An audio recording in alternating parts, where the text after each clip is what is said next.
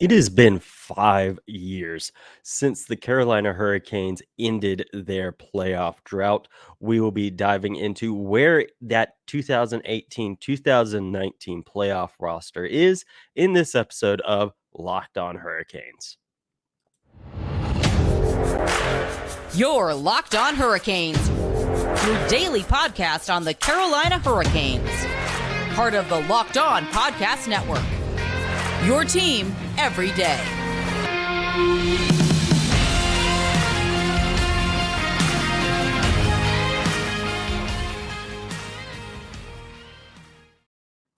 Hey there, Caniacs. I'm your host, Jared Ellis, and you're listening to Locked On Hurricanes on the Locked On Podcast Network, your team every day. And as always, thank you for making Locked On Hurricanes your first listen of this Monday afternoon.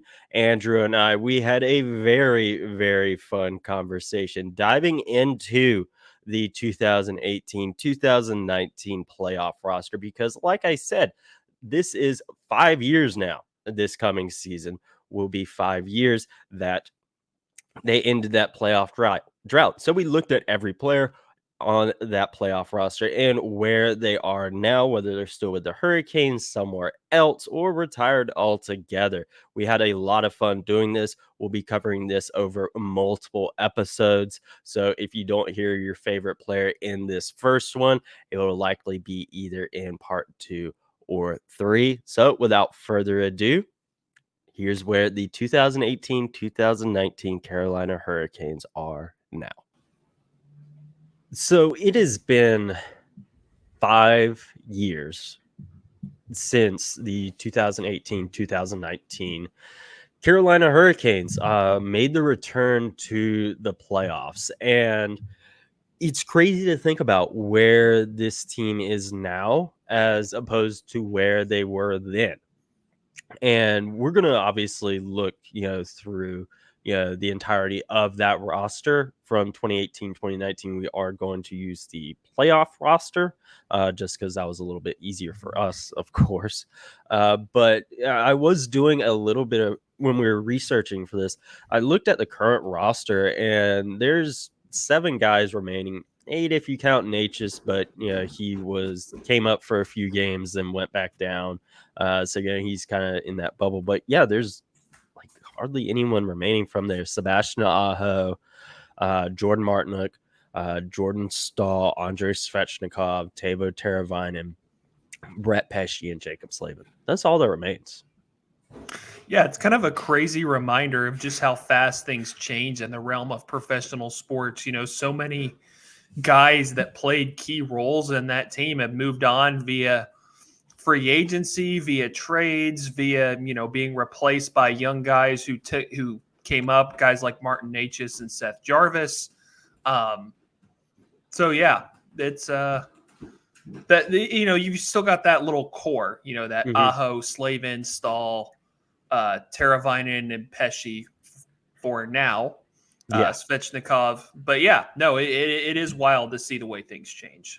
Yeah, it really is. And it really just puts into perspective a lot. Like you said, just how things change in professional sports. I mean, you could go down so many rosters, whether it be in the NHL, NFL, NBA, whatever, and just see like the turnover, of guys. And one thing, with this, before we dive into the roster, I do think that, the guys that remain do really show who the front office views as their core players, the guys that are still here from that run. Again, we'll see what happens with the remainder of the offseason. We've obviously talked about Brett Pesce and Teuvo Teravainen a lot potentially being moved. We'll have to see on that. But yeah, this really does show who front office views as the core players for sure. But diving into the roster, Andrew was obviously, lovely enough, when he did this to break it up by position: centers, wingers, defensemen, goalies, of course, rather than just, forwards and whatnot. And we're going to start with the centers. We're going to start, of course, with the current Hurricanes captain, Jordan Staal. Why don't you kick us off, Andrew?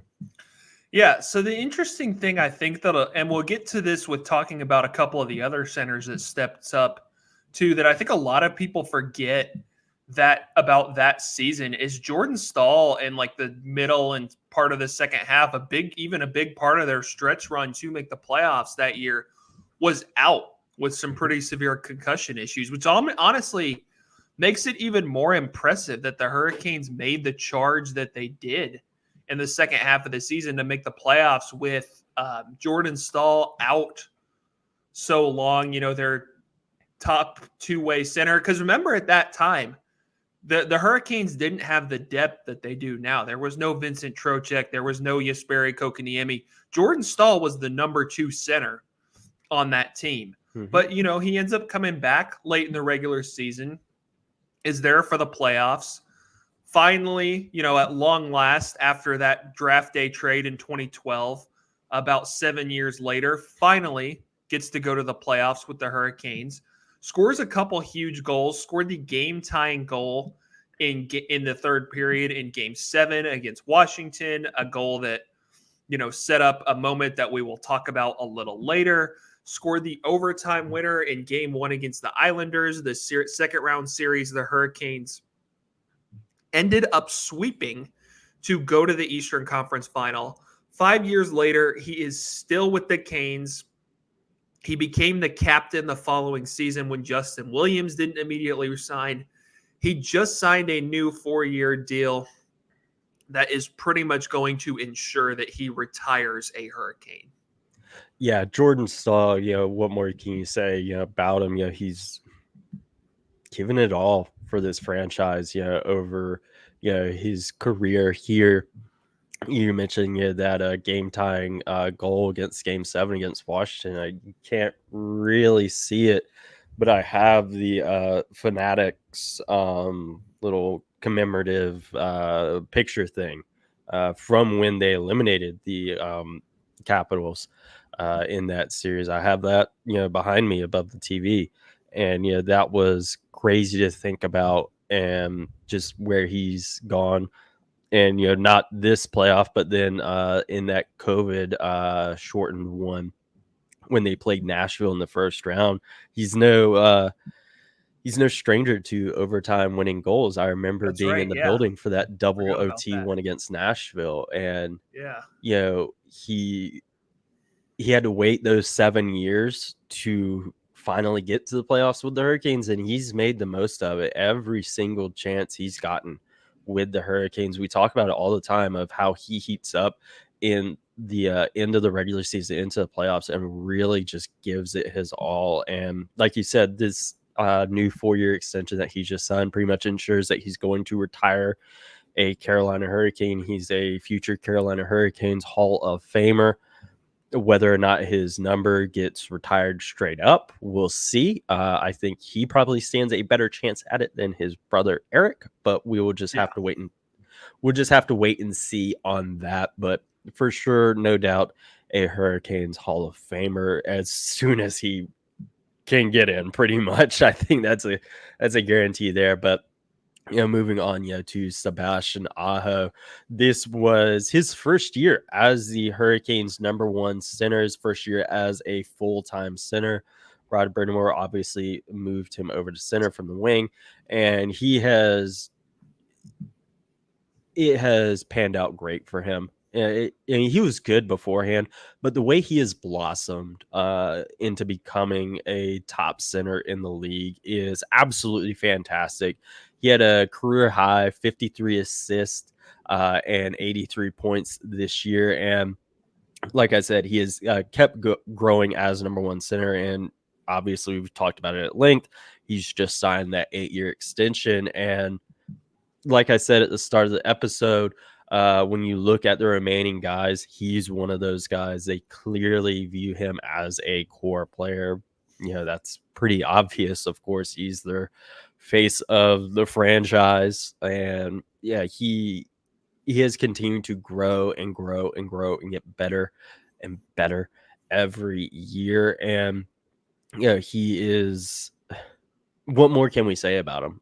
Just how he has grown from 2018, 2019 to now. Like, it's absolutely crazy. And you go back and watch him then. Folks, our next partner is one we have talked about a lot here on the show, and that is AG1, the daily foundational nutrition supplement that supports whole body health. I try to drink it every day. Got it right here in my cup right now because, as we have said numerous times on this show, taking care of yourself is one of the most important things you can do. And AG1 is a foundational nutrition supplement that delivers comprehensive nutrients to support whole body health. AG1 replaces your multivitamin, probiotic, and more in one simple drinkable habit, science-driven formulation of vitamins, probiotics, and whole food source nutrients. AG1 is raising the standard for quality in the supplement category. AG1 helps you build your health foundation first, because without a strong foundation, you're not going to get very far. That's what the Hurricanes had in 2018 and 2019, and you saw where they got and where they are now. They have that strong foundation, so make sure you have a strong foundation, just like our Carolina Hurricanes. And if a comprehensive nutrition, and then you watch them now, it's just the Hurricanes got really lucky in that draft when they got him in the second round. Such a steal. Well, and the other thing that that you look back on, like I said, I remember now that it was his first year as a full-time center. Mm-hmm. That shifting him from winger to center working was a huge reason why the Hurricanes were finally ready to take that next step and make the playoffs. Because if you remember, back in the mid to late 2010s, ever since Eric Stahl declined and was eventually traded, the Hurricanes simply did not have a number one center. And you can't go far in the NHL without one of those. And Sebastian Aho became exactly that. Yeah, and one thing I do think really helped him develop the way he has is his head coach, Rod Brind'amour. He was a great center in his day. So the fact that you had him showing you the ropes and how to be successful in the NHL as a center, I think you couldn't have put him in a better situation to learn how to become that number one center. It was absolutely fantastic for him. Next up, we do have Lucas Wallmark. That is a name we have not talked about in quite a while when it comes to the Hurricanes. Obviously, he was a fan favorite in his time here. He had a solid season that year, played passably well as the Hurricanes' number 2 center while Jordan Stahl was out. He was a really big part of their stretch run until Stahl came back. And then, of course, we all remember he was traded to Florida as part of that Vincent Trocheck trade. Good Lord, say that 5 times fast.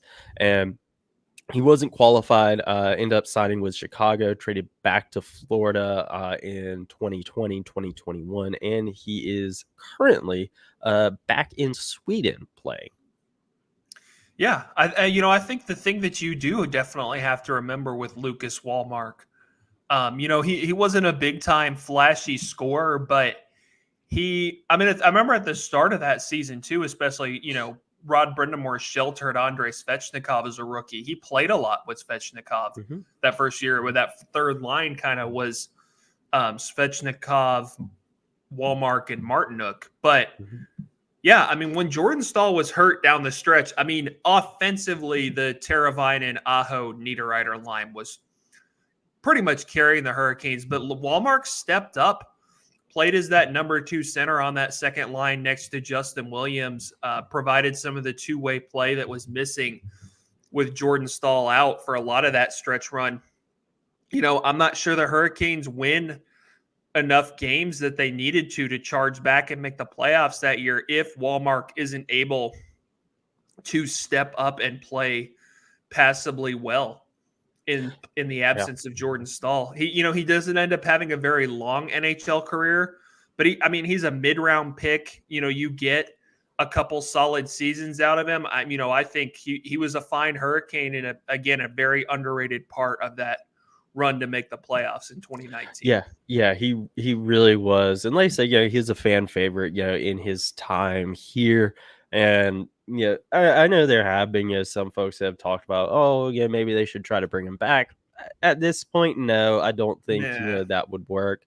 I mean, of course, it would be cool to see him in a Hurricanes uniform again. I don't think anyone denied that.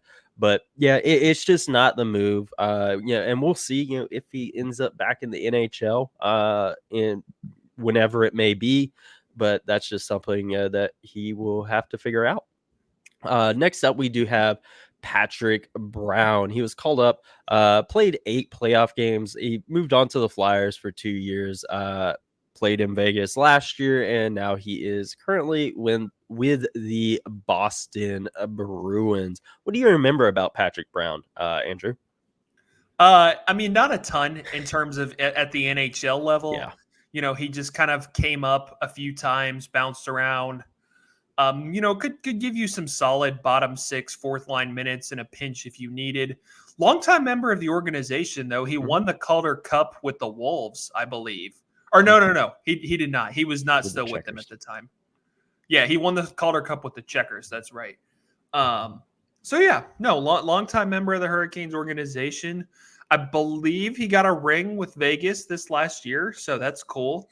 Good guy. But I mean, not a ton to talk about here. Didn't really play a huge role.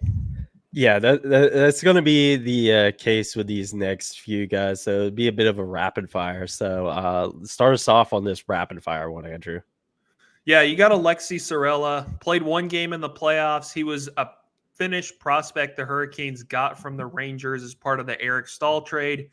Eventually used as part of the trade that sent Calvin DeHaan to the Blackhawks in the following offseason. As I said, played 1 game in the playoffs. Not much to talk about here.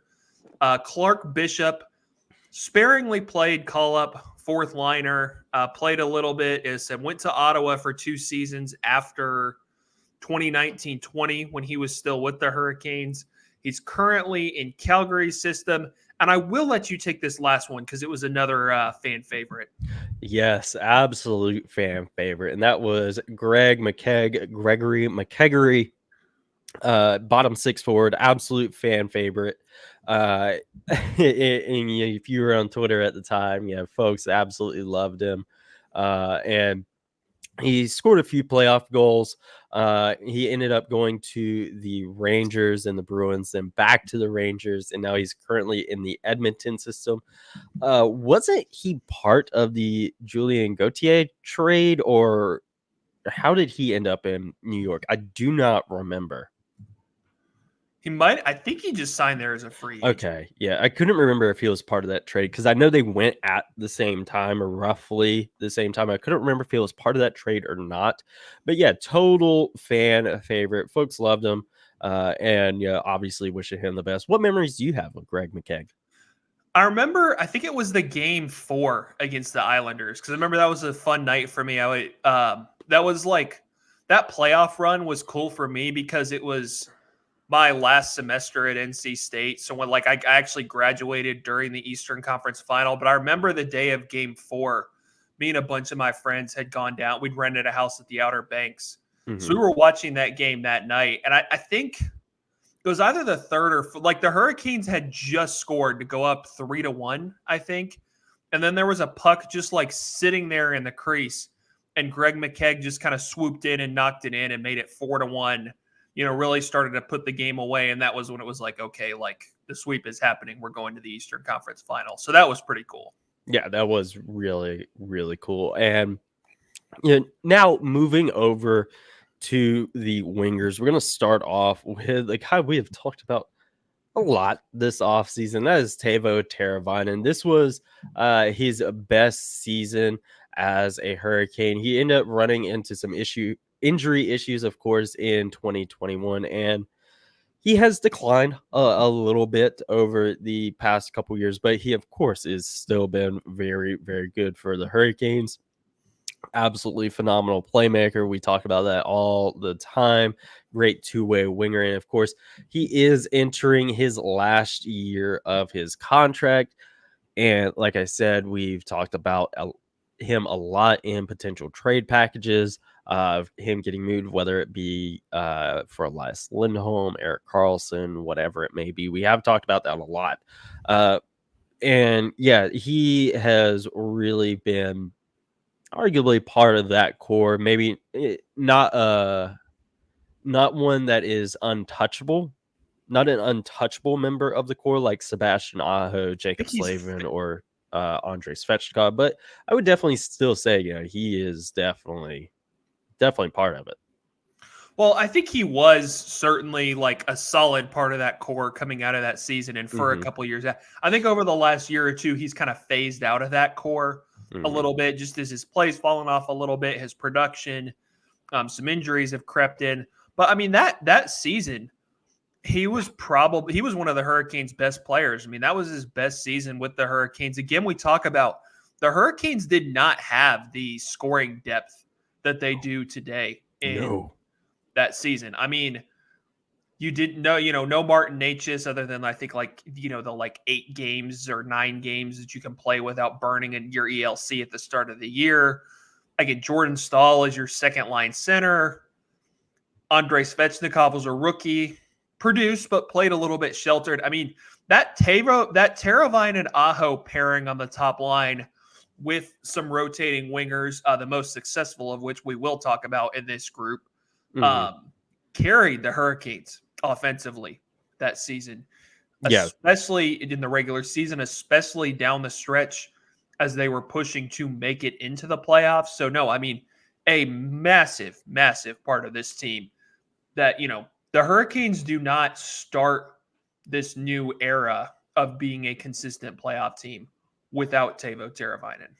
Yeah, absolutely. They are not where they are without him. Next up, we do have Andrei Svechnikov, one of the 3 untouchable guys on the Hurricanes, in my opinion. This was his rookie season, if you can believe it, which makes us feel old, to be completely honest. And like, Andrew and myself had talked about, Rod definitely did shelter him a bit this year. Rookie season, it's going to happen. But he definitely started to step it up into playoffs. Obviously, everyone remembers when he decided to fight Alex Ovechkin, got knocked out, got the concussion. Everyone remembers that. But of course, he has really grown past that for sure. He's turned into an elite power forward goal scorer. He just signed the 8-year extension last fall. He is coming off a torn ACL. So we'll see how things go this season for him. But, he is, like I said, one of the untouchable members of the Hurricanes. I think, the only way he gets moved out of the Hurricanes if they're getting like Connor McDavid or something like that. But franchise player for the Hurricanes. You knew that when they moved up in the draft to get him, and he has, again, just like I said, he's a core player. And you look at the playoffs this past season, especially in that series against Florida, they could have used some Svech there. And he is a very, very, very vital part of this team. And this is where it all started. Yeah, well, I mean, another, real stroke of luck that you talk about, that gets the Hurricanes into this era that they're in today is winning that draft lottery in 2018 to get the number 2 pick and take Andrei Svechnikov. As I said, a little bit of a slow build for him as a rookie. Rod did shelter him. He actually started the playoffs with a bang. I remember I think he scored 2 goals in that first game in Washington, because I was actually there for that game. But yeah, no, I mean, that is, like you said, we've seen him grow and grow into that, elite goal scoring power winger. Still want to see a little bit more consistency for him to maybe get to like, a consistent 40 goal scorer. But like you said, this is where it all started. This is where he got that first taste of playoff hockey. He got his welcome to the NHL moment when Alex Ovechkin KO'd him in that fight at PNC Arena. But remember, that was early in Game 3. The Hurricanes were down 2-0 in the series. I think it's, obviously would prefer Svechnikov not gotten concussed fighting Ovechkin, but I think that really fired everybody up, kind of galvanized the Yeah. Hurricanes, and they blew Washington out of the water in that game 3, won game 4 to even up the series. Obviously, we know after losing game 5, they win games 6 and 7 to move on. So I think that was a big moment early in that series when the Hurricanes needed a little bit of a spark. Yeah, I agree, and it sucks that it had to happen the way it did, of course. But yeah, I definitely think that definitely gave them a spark. And while we're on Svetch, just the other day was the anniversary of his first career hat trick, first career postseason hat trick as well, Oh yeah, that he had in the in the bubble bubble against the Rangers. against Yeah. the Rangers. That anniversary just passed the other day. So yeah, you can just see how he is continuing to progress and progress and progress. He is really turned into a player that will put the team on his back. Like if things aren't going well, he'll put him on his back and go. I remember game up in Edmonton this past season when he had a hat trick, and they still lost, of Oh course. yeah, yeah. But yeah, he put the team on his back and did everything he possibly could to get them that win, and he's turned in again to that franchise player, and this is where it all started. All right, folks, we hope you really enjoyed part 1 of where the 2018-2019 Carolina Hurricanes are. We had a lot of fun doing this. It was a fun trip down memory lane. Man, it it was more fun than we really even could have thought it would have been, and we definitely want to do more of this in the future, look at past Carolina Hurricanes teams. And like I said in the beginning of the episode, if you didn't hear your favorite player's name in this, make sure you go and listen to part 2 and part 3 when those come out, because they will be in there, folks. So folks, we will talk to you guys in the next episode. Make sure you are following the show on Twitter at LO_Hurricanes, myself at Jared Ellis _96, and Andrew at A Schnitt53. And we'll talk to you in the next episode. And as always, folks, let's go Canes.